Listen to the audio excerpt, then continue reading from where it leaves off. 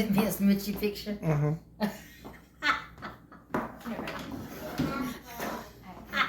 Why are you laughing at me? Because he's so funny looking. Hey, welcome back to the Fortified Castle, and bonjour, guten tag, privet, hola, and ciao to my foreign friends. And today we got a real special knife. I'm going to be talking about Christopher Johnson and Company. And there's a wonderful little knife here. It is a 3 1/4 inch sportsman's knife. And this thing is just absolutely gorgeous. Look at this knife. And so it is a 6-bladed multi-blade knife. 3 blades on top, and then your accessories on the bottom, a corkscrew pit and pick rather, and an awl. And you have nickel silver pins, bolster, and shield, as well as a shank on the end of this right here, or bail if you want to call it a bail. Whatever you want to call it, I don't care. So anyhow, this is a fantastic knife, and I would date this knife to about the 1920s. Although Christopher Johnson certainly extends his time way back. And this is going to be a history video for you guys who have Christopher Johnson knives out there. And so we'll talk about that while we're looking at the knife some. And I've already broken my thumbnails on this knife. Look at this knife. Is that not gorgeous?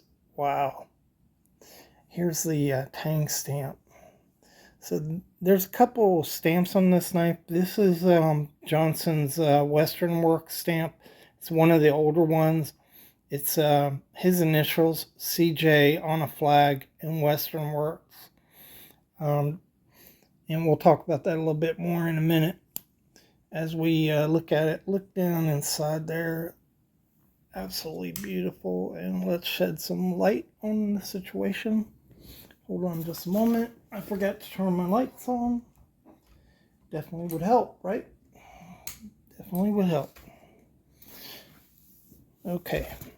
So we'll look at this right here. You can see how clean this knife is. Look at that. So I think I have a few of these Christopher Johnson knives, and what I think, they're well-made knives, but not extremely extravagant or necessarily premium.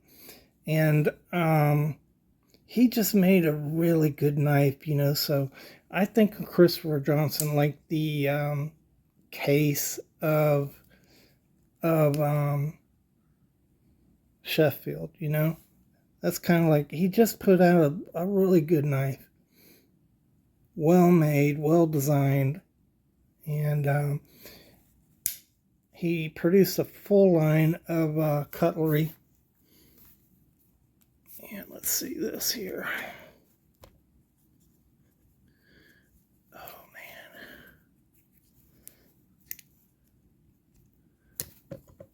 So all this stuff is sharp. I don't want to cut myself.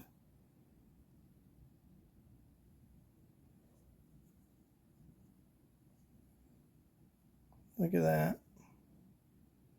Fantastic. All right, so let's get into the history of this little guy here. So Christopher Johnson starts producing knives around 1836, as he's in the cutlery business. 1837, he's listed as Christopher and Henry Johnson, which was his brother. And 1837, they're also listed as making table knives. So I think that's pretty much how they cut their teeth in the business, was making table knives. So between 1839 and 1846, they partnered up with William Webster, and they were known as Webster and Johnson. And then in 1841, he was also listed as a merchant. And that's important because a lot of cutlers just produce knives, but Christopher was marketing also, and so he probably marketed other things than just knives. He worked out of a bunch of different addresses I'm not going to cover right here in the history, but he ended up at Portobello Street in what was became known as Western Works, and so that was his factory for producing knives.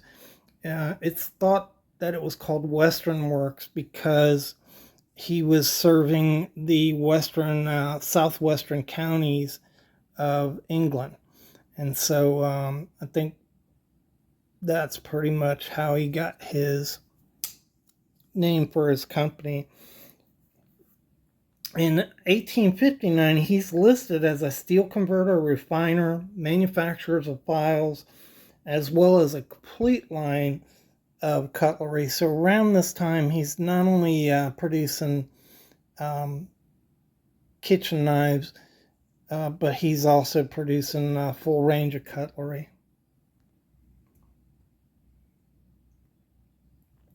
So in 1868, and Company was added to the name. So he had taken on a partnership with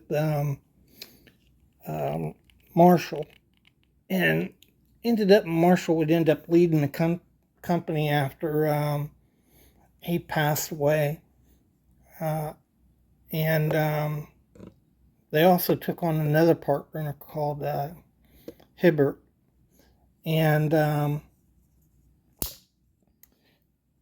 so knives around 1868, they're going to say Christopher Johnson and Company. So earlier knives would just be C. Johnson. In 79, he retired, and Hibbert and Marshall took over the company. In 1881, they employed 114 men, 14 boys, 30 women, and 9 girls. And so not a huge company by Sheffield standards, but pretty big. And exported knives to America, Australia, and in the late 1880s, they expanded out to also exporting knives to New Zealand. And so in 1880, they won gold medals at Melbourne Exposition. So they did make some pretty fine knives. And also exported knives to South Africa. So remember, starting in the 1890s, American tariffs just crippled Sheffield cutlery. Hundreds and hundreds of companies are going broke, but demand was so high for Christopher Johnson, they couldn't meet it. They couldn't fulfill all the orders, and that's kind of because of his kind of worldwide presence that he had. In 1915, Marshall died, and his son-in-law, John Mowbray Denton, took over the business and continued to lead that until the business was finally sold.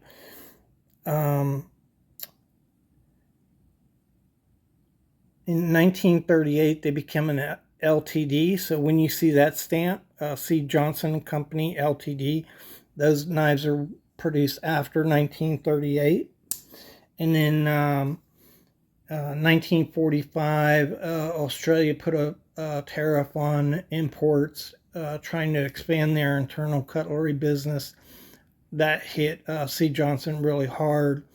And by 1955, Westinghouse bought C. Johnson and closed the factory. So, probably used the equipment and the trademark from that time on. So that's pretty much the history of C. Johnson. Really nice knives. If you get a hold of these knives, you don't see a lot of them. I think they're probably, the most prevalent English knives we see are probably Westinghouse, then Joseph Rogers, and then you see a smattering of other English knives, and I think C. Johnson's probably like third or fourth on the list that you'd be able to find in America that pop up pretty readily. But really nice knives. Like I said, I have a bunch of them. All of them are really, really well made, although they're not always like a premium top of the line knife. Although obviously they were capable of making them because they won a few exhibitions. So I hope you enjoyed the video in this beautiful knife. This is just fantastic. I feel so lucky to have this knife. It is absolutely beautiful. And if you'd like to see more content like this, go ahead and subscribe. And I really appreciate you guys. Thanks for supporting the channel and all that you do to help me out. I really appreciate your comments. I enjoy them a lot, by the way. And I like to help people out when I can. So when you have weird questions, if I can answer them, I'll answer them for you. So remember, you'll know the truth will set you free. And thanks again.